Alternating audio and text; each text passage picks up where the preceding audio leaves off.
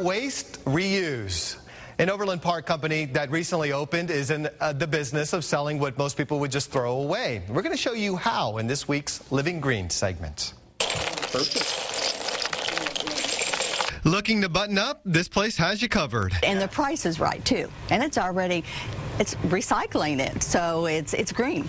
Wilhelmina McCallum is a loyal customer at Fabric Recycles on Metcalf in Overland Park. This recycling store for sewers and crafters was started by Paige Burns.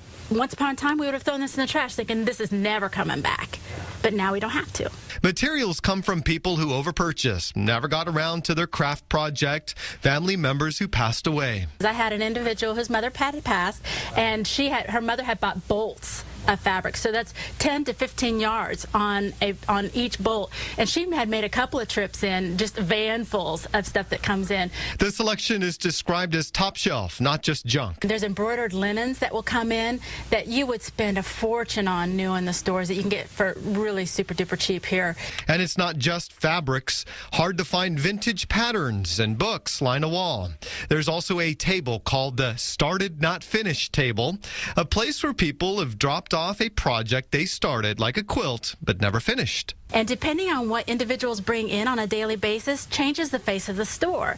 So one day you may come in and it looks like a quilting store.